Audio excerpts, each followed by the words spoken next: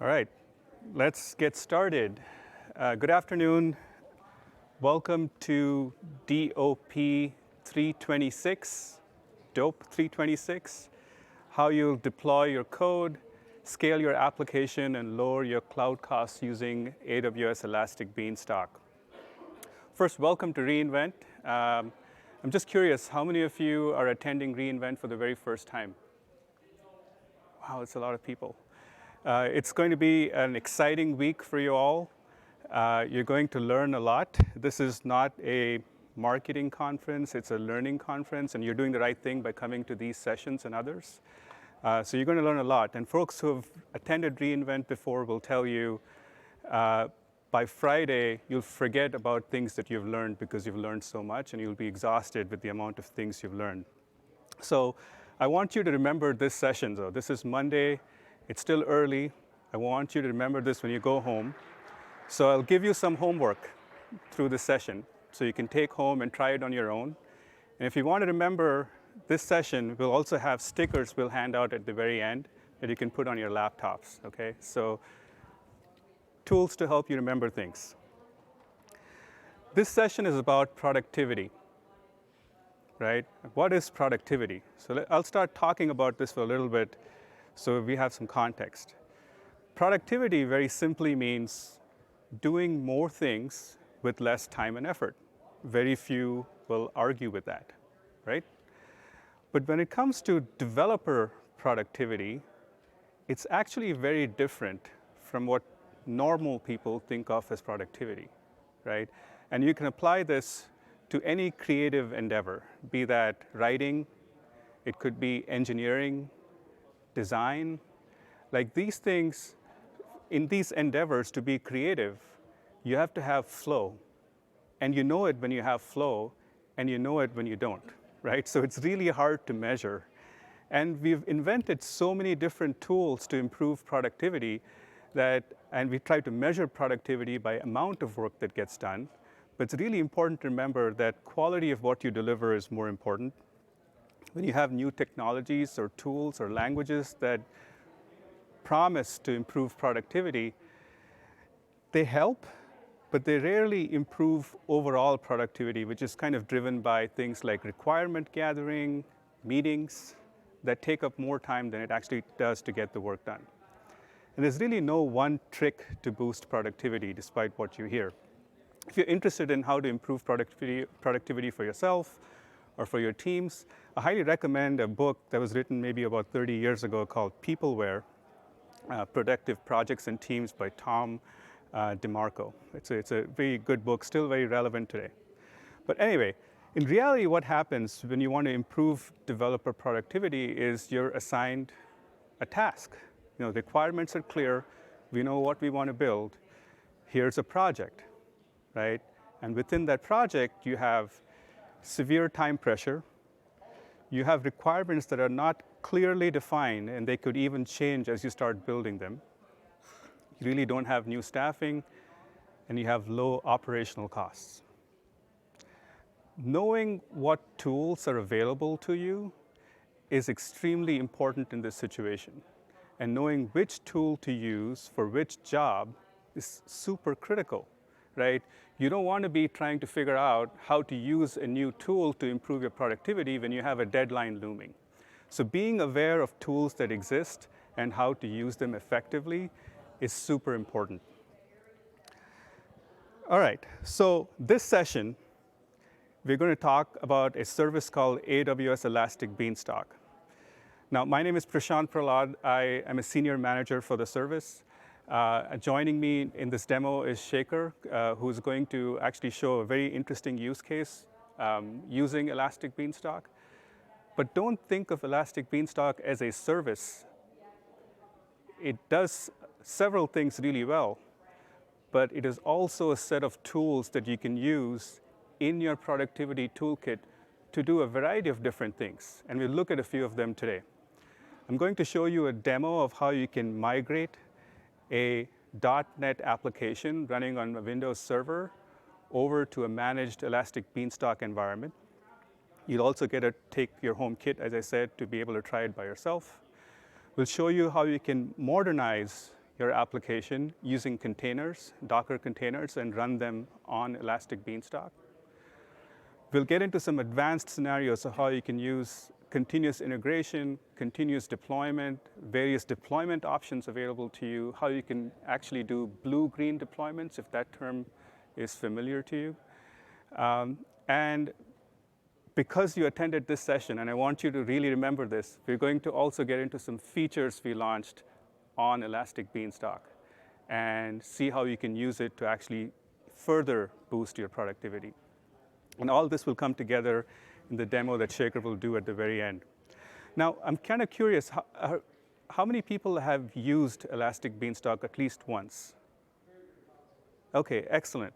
So you're familiar with the service. For those of you who haven't used it or didn't feel like raising your hand, I'll give you a brief overview of the service, but this is a 300-level session, so please keep up, and we'll try to get into details about how you can use it to improve your productivity. So please stay engaged, at least for the first few minutes. The common use cases when it comes to using a service like Elastic Beanstalk is it helps you set up the infrastructure required for your environment, right? Your application requires AWS infrastructure, and this tool or the service sets it up for you. It also offers a set of curated platforms, application platforms, web servers, application servers that are managed for you.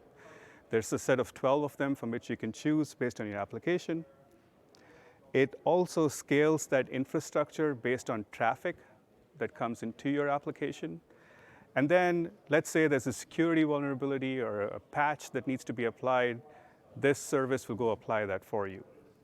And of course, it monitors the health of your application, it load balances the application, all good stuff. And it does that at no additional cost, right? So you don't actually pay for the service. You pay for the underlying resources that you use through the service. But for people who have used Beanstalk, that was obvious, right? There's some uncommon use cases too. As I said, you could migrate a .NET application to a managed infrastructure from on-premises to AWS using Beanstalk. You can use multi-container Docker to actually run multiple Docker containers on a single instance to get more benefit from using container services. You can serve your machine learning app using Beanstalk. You can perform blue-green deployments. You can create your own development platform as a service, or PaaS, that a lot of enterprises are doing to actually support their internal developers using the tools that Beanstalk provides. For those who've not used Beanstalk, just a quick overview of what Beanstalk is. It's an easy-to-use service that sets up your EC2 instances in an auto-scaling group, and it also allows you to scale that on demand to your application. It gives you curated platforms that allow you to run applications in different languages, Java, Python, Ruby, Go, various types of application servers and runtimes are available to you. And it's also fronted by a load balancer if you wanted a highly available configuration, so you can choose to set that up. So all you need to do as a developer is submit your application code, and Elastic Beanstalk will take care of the rest. But this sounds really good, but let's see it in action here. I'm showing you how you can take a new application. It's a container that you create, right? Really simple to get started. And I say get started, okay? And what I did after I created the application is it asked me to create an environment, and I choose to create a web server environment. There's another option here called a worker environment, but a web server basically is the same. It's a EC2 instance.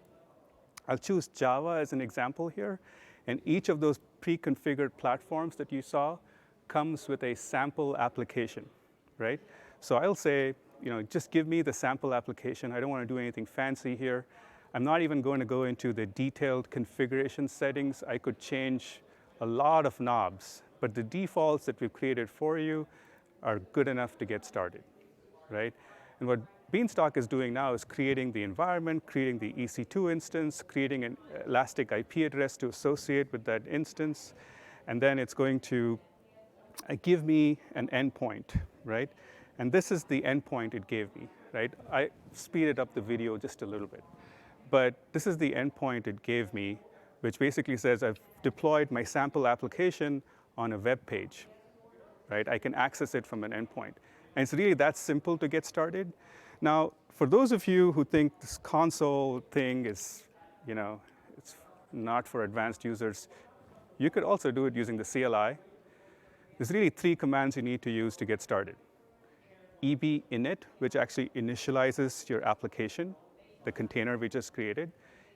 create, that creates all the resources required to run that application. And that should be sufficient.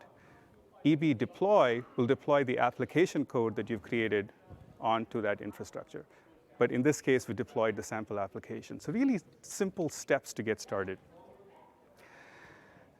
Now, as I said, the service automatically handles infrastructure provisioning, configuration, ongoing management of infrastructure resources, the deployment aspect, how you deploy the code onto running servers, load balancing, auto scaling. You also monitor health, something we'll get into in a lot more detail.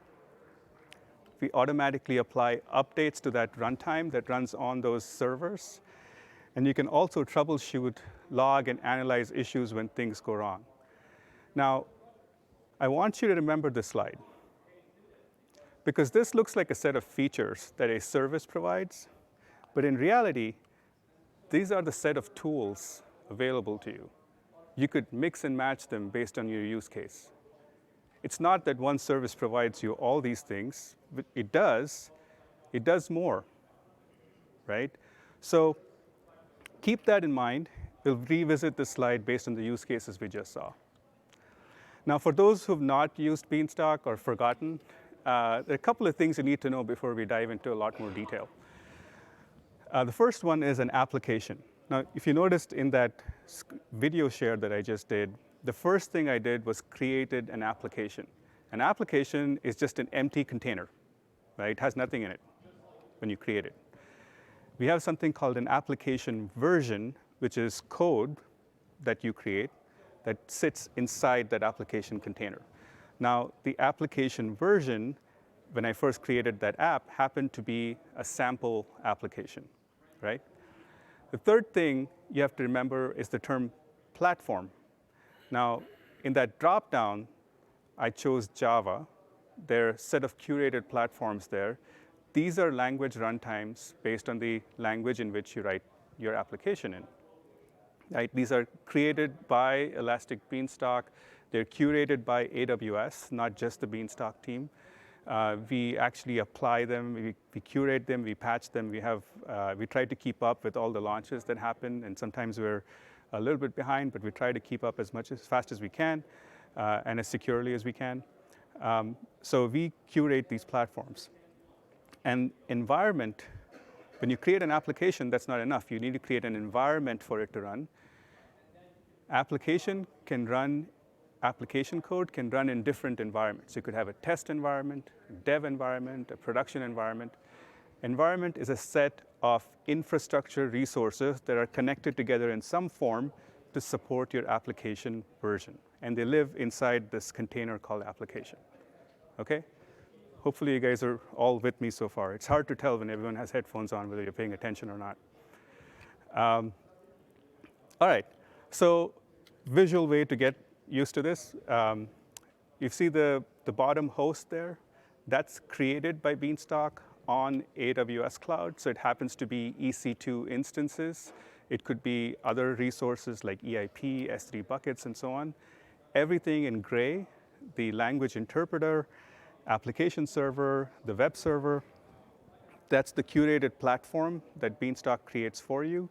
And what you have to supply is the one in green, the application code that runs on top of all of that. And everything in gray and below is completely managed by the service for you.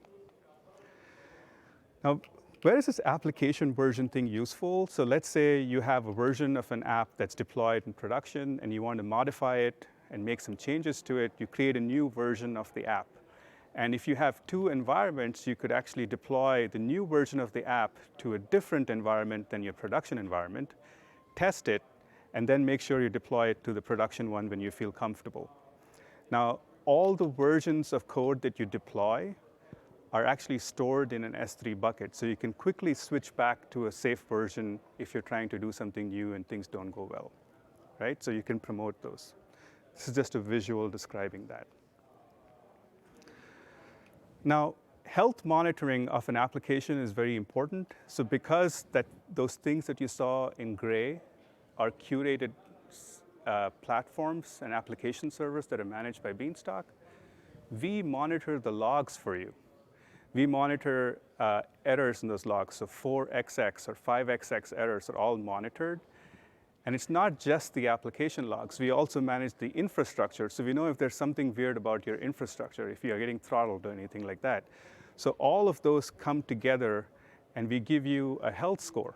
We tell you if your environment is healthy or not healthy. Must have been a good talk. And what we also do is give you details about what we're seeing as issues, right? We also monitor CloudWatch metrics, which you'll see, I'll talk about in a little bit.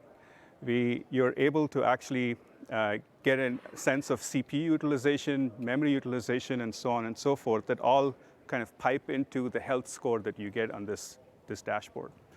And if you want to dive deeper, there's something called AWS X-Ray that you can optionally enable to get even more insights into your application. Now, the platforms that we support, here's a few examples. There's 12 different platforms that are available to you. Some of the popular ones are here, various versions of Docker, PHP, Python, Ruby, Go. All the popular programming languages and frameworks that are useful to developers are supported by us. If you find something that's more useful to you that is not supported, we'll add it, right?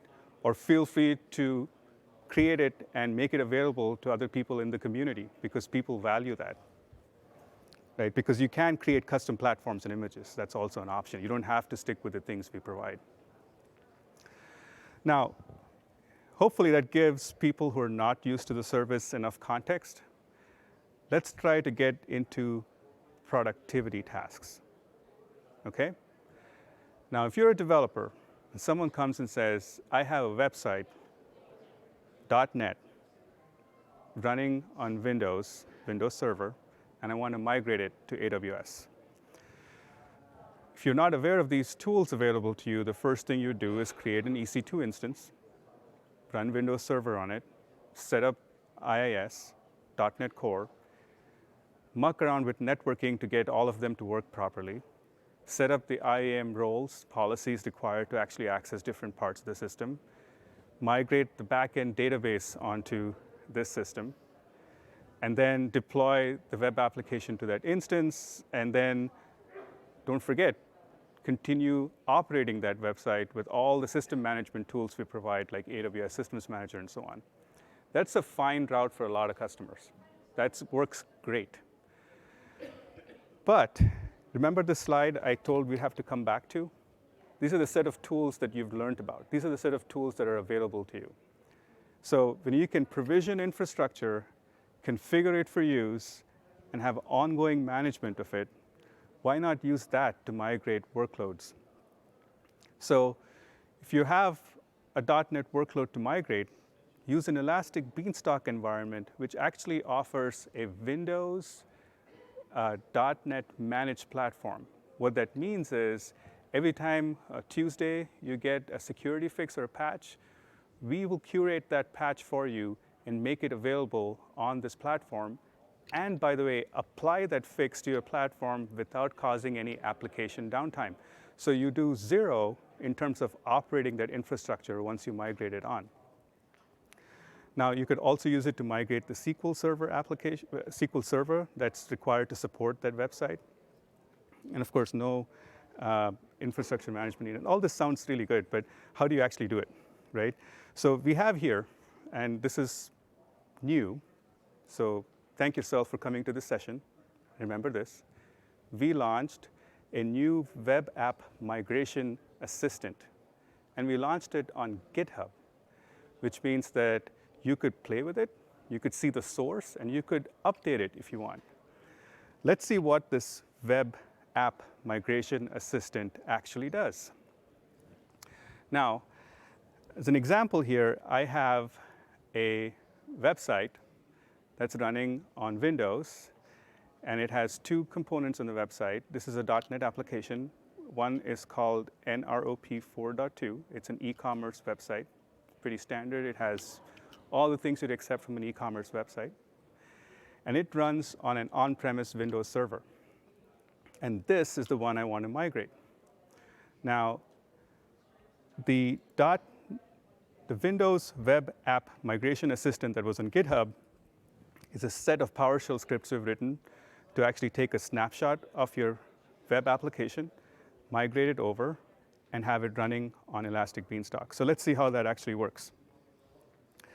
Here, maybe a couple of things I should tell you. I have set up one IAM role that's required for this operation, and it's in the README of the GitHub. So if you're worried about how to set up IAM roles, the policy is right there. It's called default. The second thing I've done is I've used the database migration service to migrate the SQL backend over, right? So even though the website's running there, I've migrated the SQL backend. So there are two copies of databases, one on-premise, one on AWS, but the website is still running as normal. So what this PowerShell script is going to do, is you set it up. It's a script that runs. It looks for the AWS credentials of the profile that I've created. It's called default, as I mentioned. Which region do you want to actually migrate this app to? US East 1, most popular by far. And then the name of the actual website to migrate. So it knows the name of the website running on the server, the current server. It'll take a snapshot of that website. And then what it'll do is look at all the connection strings that website has. So it knows it's talking to that database in the back end and tells you, this is the connection string that I found. When it's migrating, it wants to ask you, which database do you want me to connect it to now once migration is complete, right? So we have to update those connection strings before we finish the migration. And there are really two connection strings here. So what you have to do is open up this file and change from the database that runs on-premise, which in this case is EC2 AMA, and I'm going to look at the new connection string, which is the database that I migrated to AWS already. And I just updated the name of the database, right? And that's it. Hit enter when you're done. And now it's going to go create the Beanstalk environment required for this. And there's some default settings here that we can skip over, integrate with AD and so on. It has all those features for you.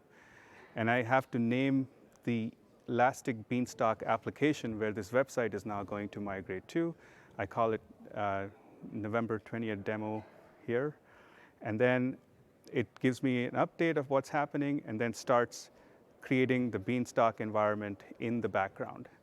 Keep in mind, I've not used the console for any of this. This is all being driven by that PowerShell script that's available on GitHub, right? So this migration is completed now. And it gives me the endpoint, right? The endpoint now says it's something.useast.elasticbeanstalk.amazon.com. And if I go here, I can see that the same website that you saw running on premises is now running on Elastic Beanstalk environment with the same SQL server, with a SQL Server backend that I've migrated previously. Now, you might have noticed the SQL Server migration piece I've skimmed over. And other PowerShell script actually helps you migrate the database as well, right? So you get a package here for migrating your web application from a Windows.NET application, not necessarily a website, from on-premises to Elastic Beanstalk in a managed environment where security fixes and patches are applied for you. Just telling you what happened. The backend here was SQL Server 2017 running on EC2. And then Beanstalk provisioned the necessary infrastructure. Now, the advantages of running it on a managed platform are obvious. I've listed them here. Your website encountering errors, if you have issues, logs are available through CloudWatch. You can monitor the infrastructure if you wanted to. I didn't actually create a I created a web server environment which is not load balanced, but if you wanted to create a highly available configuration, you could create a load balancer and so on and so forth. So the options to make this more complicated, but yet more robust are available to you, but I just took the simplest path to demonstrate that it's actually possible. And the code is available on GitHub, so please check it out. That was task number 1.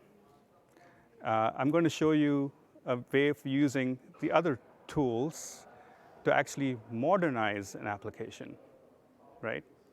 Now, many don't know this and still maybe associate, especially those who've used Beanstalk, with EC2 instances and load balancing and auto-scaling. But Beanstalk actually supports Docker and multi-container Docker that runs on Elastic Container Service, EC2 container services. So multi-container Docker, single container Docker runs one container image on an EC2 instance. Multi-container Docker allows you to run multiple Docker containers in one environment to actually realize cost savings, right? So obviously very useful.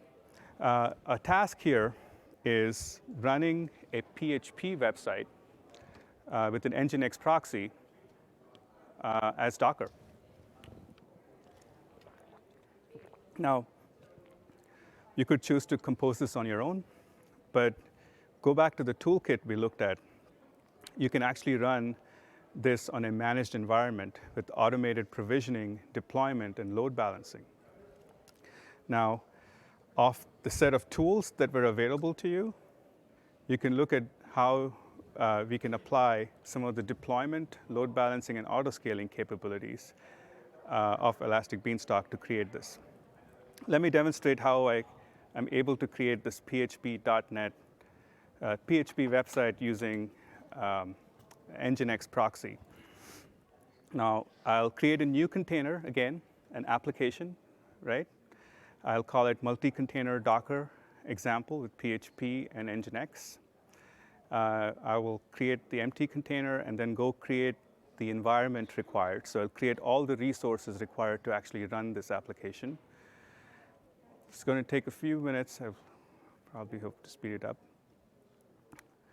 A web server environment is pretty standard because I'm trying to create an EC2 instance that has potentially in the future load balancing and other things uploaded to it. I'm going to upload my code, and this code is sample code. I have to first create this Docker run version that has the PHP container, and then it also has the Nginx container, right?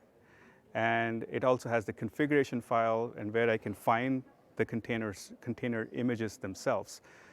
The container images point to Docker Hub. So I'm looking at the PHP from Docker Hub, I'm looking at Nginx from Docker Hub, and pulling them over to this Elastic Beanstalk environment through that docker run.json file. The app itself is a static HTML. It has an index, and then the Nginx proxy is configured for me. Now I've zipped that up into a specific application structure that you'll see in a minute, and I'm going to deploy it onto this Beanstalk environment. Now, this is very similar to the first thing you saw, except I have zipped up the application instead of using the sample application, right? Now, the same things happen here. You will be able to see all of the resources being created, and while they're being created, you can get a update of what's happening here. The instances are waiting to be launched.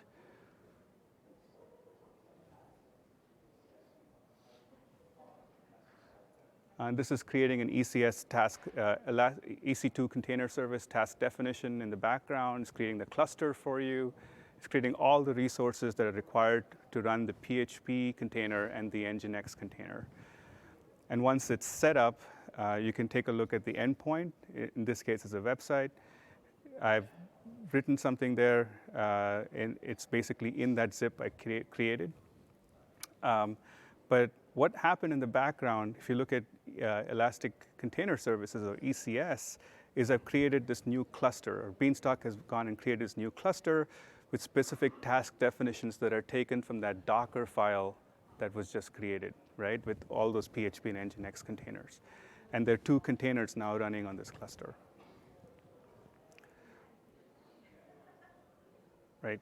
So hopefully that gives you some idea of how you can run multi-container Docker Elastic Beanstalk. Now, all the code I wrote for this was just welcome to reInvent in the PHP website. I zipped up the Docker run, this index.php, and the Nginx proxy into a zip file and uploaded it. Now, it's much easier to do as a demo.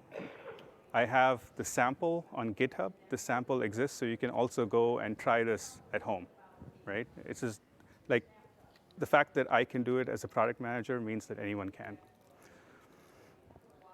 So we've talked a lot about getting started, how easy it is to get started, how simple it is to get started. But life's not all about getting started, right? You have to be productive. To be productive, you have to have less overhead to manage these resources once they're running in your account, right? So how do we actually assist with ongoing management? Let's look at that same slide and look at the other parts of this toolkit that can help you with ongoing management. Enhanced health, and this is part of the health monitoring that I described earlier. Enhanced health is super important because it gives you not just the log, it monitors the logs from the application server that we're running for you, so all the 2xx, 3xx that you see there. In this case, I don't have errors. It also monitors latency.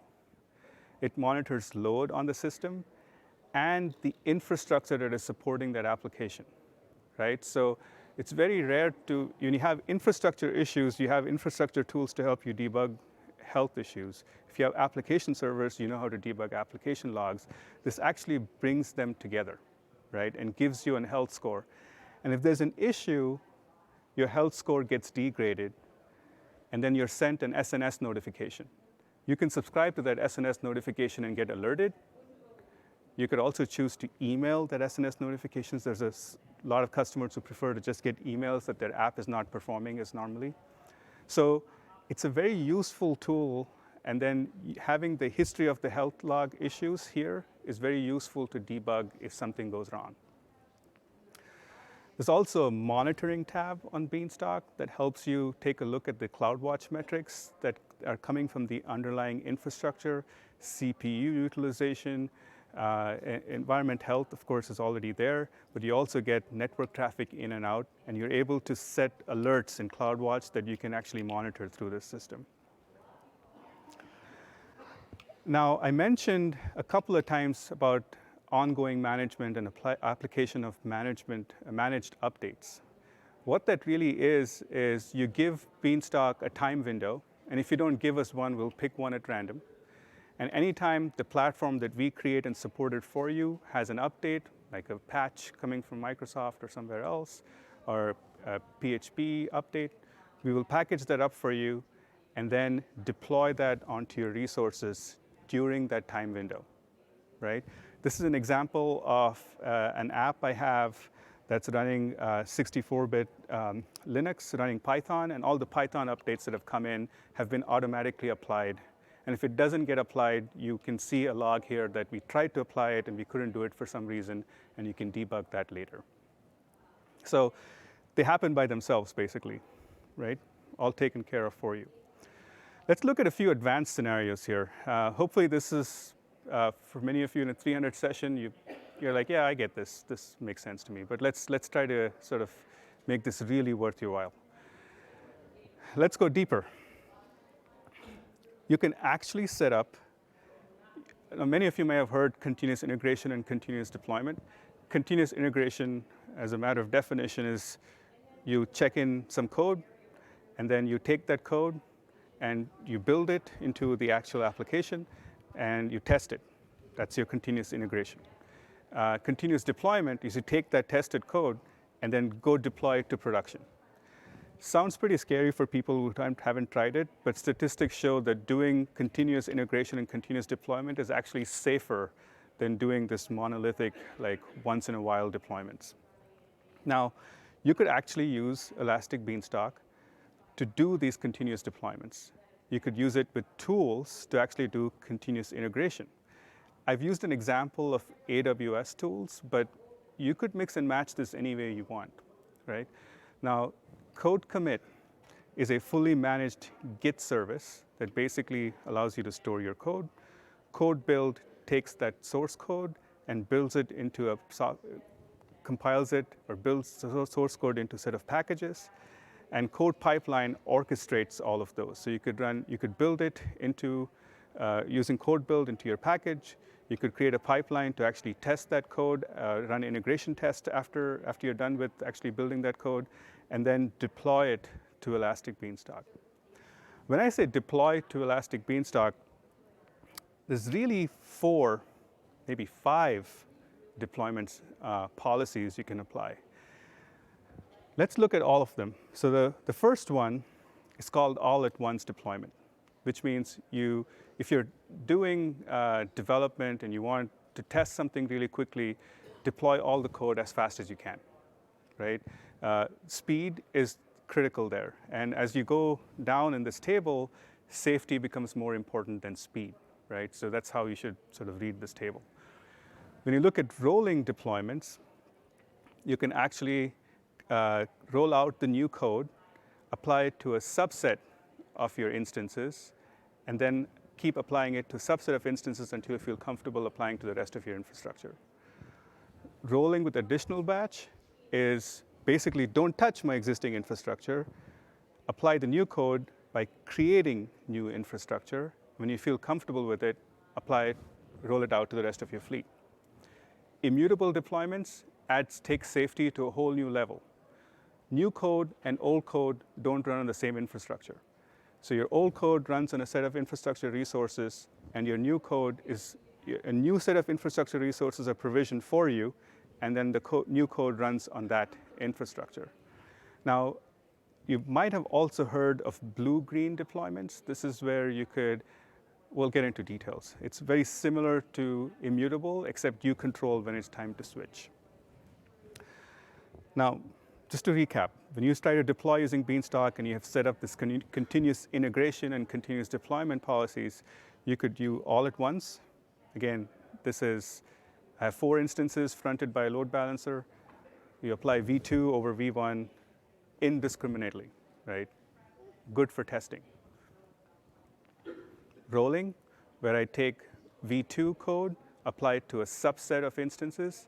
In rolling, you have to specify a batch size. In this case, the batch size is 2, which means I'm going to apply the new code to 2 instances at a time on the existing infrastructure, right? Slightly reasonably fast and reasonably safe. Rolling with additional batch is a little bit safer, where we create new instances and run the new code on those new instances, and then switch over when you tell us it's okay to do so. Immutable is basically we recreate the entire infrastructure and run the new code on the new infrastructure and just switch the load balancer to point to the new infrastructure and then destroy the old one. Okay? Blue-green is a little bit like immutable, as I mentioned. So for those of you who are not familiar with blue-green, you have an active version, the blue version. You create a new version, the green version of your infrastructure or your code, and then you deploy your code to it. New environment, you deploy your code to it, you test it, you validate it, make sure it's working fine, and then switch over to the green version. Sounds fairly simple.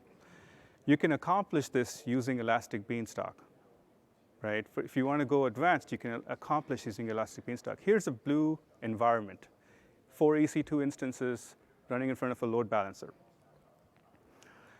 I can choose to clone this environment. Under Actions, there's a setting that says Clone Environment. Guess what happens? You clone the environment. Now that we can take as the green environment, and then it has a new endpoint. In this case, it's myappnew.useast1.elasticbeanstalk.com. It points to the new cloned environment. Now I can deploy new application code to it. I could test and make sure it's working as I expect it to. And then there's a capability in the environment here. When I look at the blue one, I can say swap environment URL. What that really does is take the new endpoint and point it to the old one, take the old endpoint and point it to the green one. What you've done when you swap URL is effectively made your green environment the primary, right? So you're comfortable with it. Now that's my primary, let's go, right? So that's kind of how you do blue-green deployments using Elastic Beanstalk, another advanced scenario. Some customers take this even further.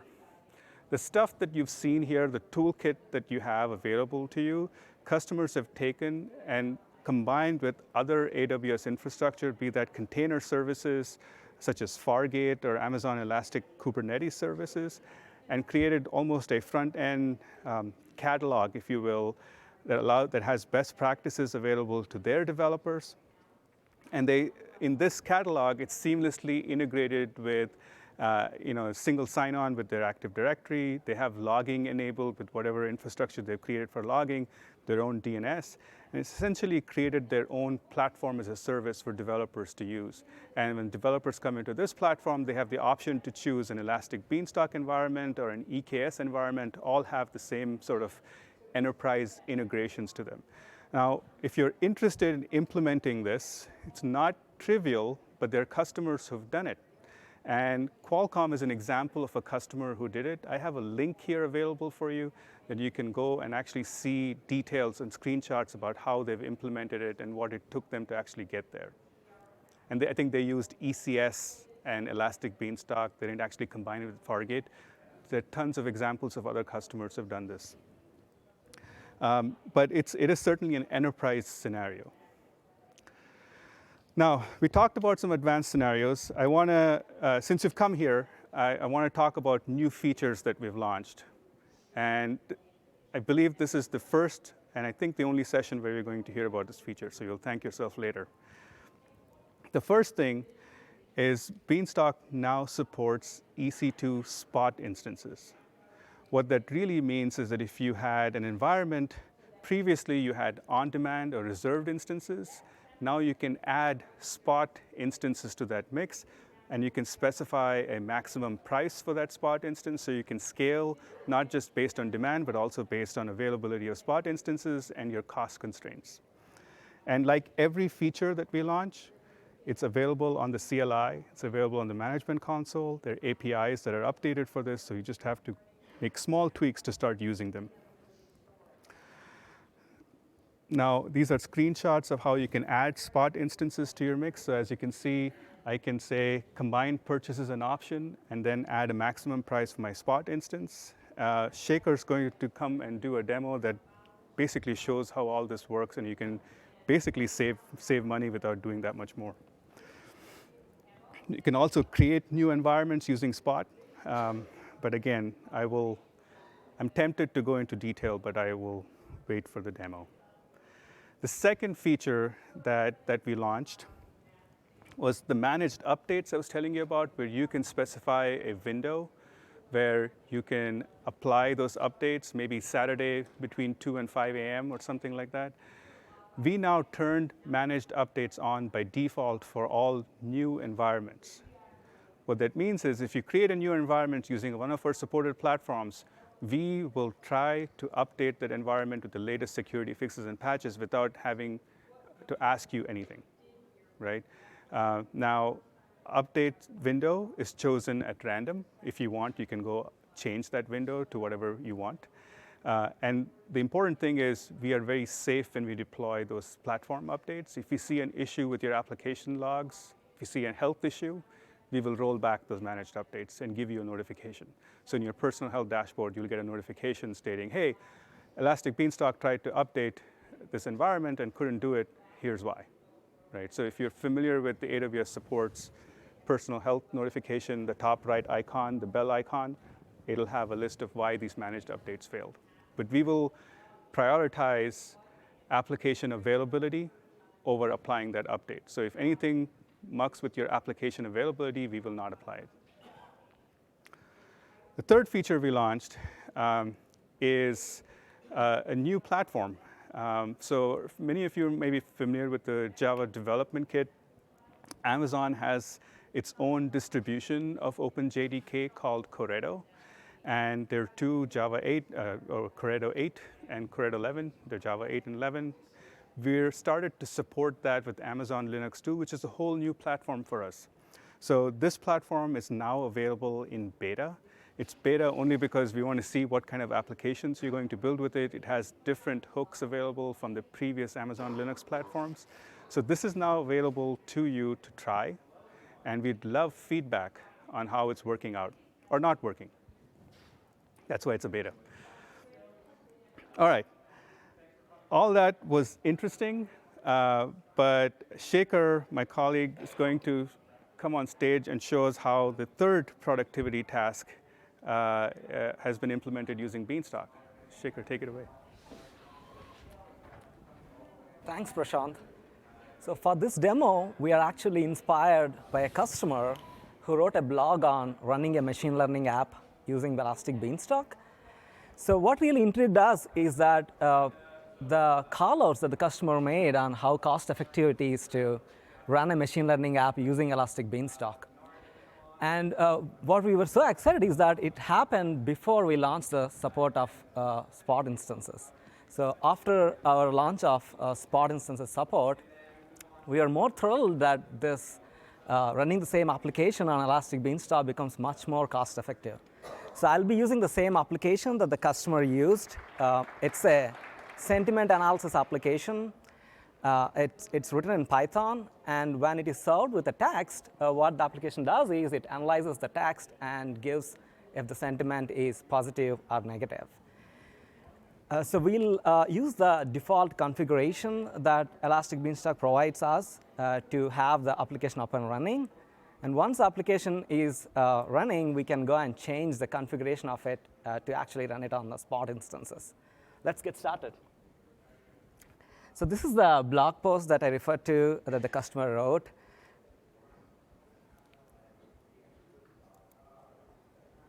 And here is the callouts that he made, like 5x cheaper. So yeah, I'm using the Elastic Beanstalk console, and I will go create an application name so that we can create an environment with this application. So I'll choose the Python platform. That's what the application is written in.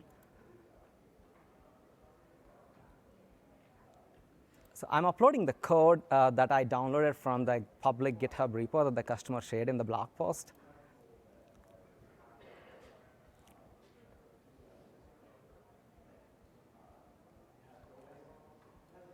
And with just one click, now we can just go ahead and create this environment with that application. So Beanstalk is actually provisioning all the resources, and it's creating all the infrastructure under the hood. So there you see you have the application now up and running, and that's the endpoint to access the application.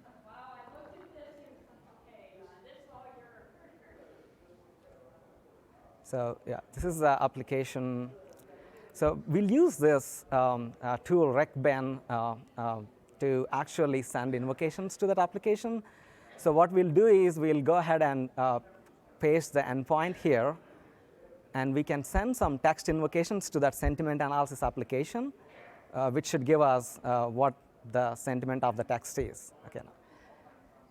So with it's great, it's going to show us on the top right, you can see it's showing positive. And we can go and change the text to something probably not so positive.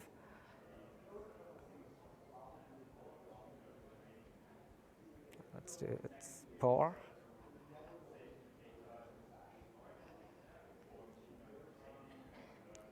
Oh, I see. Yeah, there you guys see the negative. Coming back to the positive note. So this is what actually this application is doing. It's taking all the invocations and it's actually analyzing it. And Beanstalk is running this application on an on-demand instance. So now let's go and change that configuration so to move from on-demand instance to actually run it on a Spot instance. So I'm going to the capacity. So as you can see, it's running on demand. I'll go ahead and enable the Spot. So this is a cool thing. Beanstalk still gives you more default settings. So if you don't want to play around with things like price of Spot or more like the composition, you can just rely on the default settings and you can just go ahead and create it. But just for the sake, I'm going to go and change some more parameters here. So I'll set some price, which I'm comfortable with, let's say 80 cents. That's per hour, right? Yeah, it's 80 cents per hour. So I wanted to fully run on the Spot instances. So you can run fully on on-demand, or you can run fully on Spot, or better, you can run on a combination of on-demand and Spot instances.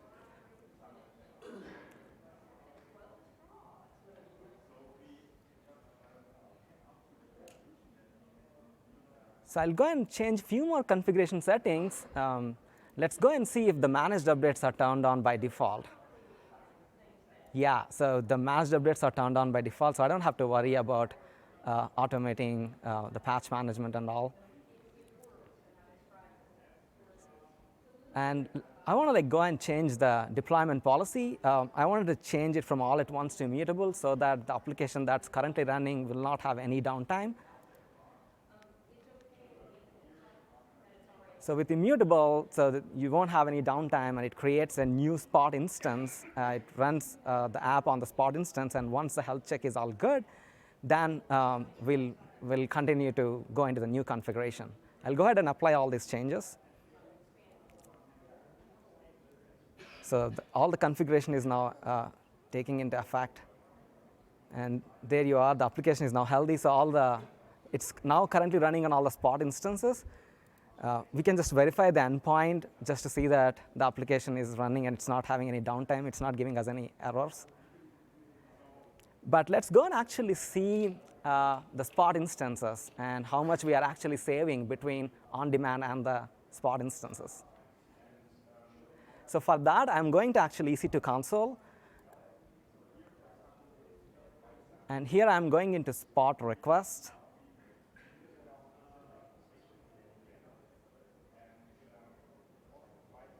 So there is an instance that Beanstalk provisioned. It's a Spot instance. It's a t2.small. You can see the max price that is running for that. And I actually am curious about how much are we actually saving. So the EC2 console have this saving summary that you can go and click and see what exactly are the savings. So it shows that 70% savings. So it's the application is running on a t2.small instance.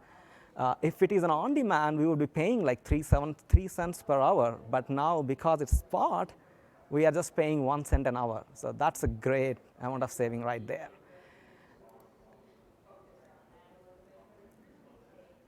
So especially machine learning applications that you want to serve with a lot of traffic, it's a great use case to kind of run it on Spot instance or a combination of Spot instances and on-demand. And you can actually scale it. You can scale it to whichever size you want, and you can scale it in whichever composition that you want with an on-demand and Spot. So that concludes our demo. I'll give it to Prashant now to conclude the session. Great, thanks, Shekhar. So very, very exciting for us to see how you can use Spot instances in combination with things like machine learning inference. If you're ever wanted to use the sentiment analysis to go crawling the web for sentiments using Spot instances, it's a good opportunity to do so. And as Shekhar mentioned, all the demos you saw here are available on GitHub, so you can try it yourself. These are not sort of made up. You can do this using the code that you've seen here. So I want you guys to take away this. If you're on your laptop and not concentrating on the session, I understand we're a distracted society, but this has everything that we talked about. Okay, so if you want to pay attention to this slide, it will give you what we learned today. Getting started with web applications is kind of the bread and butter for a service like Elastic Beanstalk. Think of it not as a service, but a set of tools available to you. You can perform migration of .NET applications over onto a managed platform for Windows, and Beanstalk supports Windows managed platforms with automated updates and health monitoring. We launched the Migration Assistant to help you migrate web applications. Now that's a product we've launched earlier as part of the pre-invent launches, available on GitHub. You can modernize your applications using Docker and multi-container Docker environments. And here's an example to do that. And it's not just about getting started. You can you can set up your environments to get automatically updated. You can monitor health of these and get alerted. You also have log streaming and log analysis that you can do. We didn't get into that, but there's a lot of excellent detail on that on the documentation page. And if you don't like reading documentation, click around the console. You'll discover wonderful things. We talked about advanced scenarios, deployment options, CI/CD, blue-green deployments, also how you could potentially build your own SPAS. 3 features we talked about: Spot instances, managed updates turned on by default, Linux AL2 with Corretto 8 and 11. You also saw how you can run a machine learning workload on Beanstalk and getting it all together. Now, by Friday, you'll forget all of this, okay? So what I would like you to do is to remember this session, take an Elastic Beanstalk sticker for your laptop. There's some in the back, right there. There's some I'll put out in the front if you want to take it. But this will help you remember the session so you go back home and you can do your homework. Thank you very much.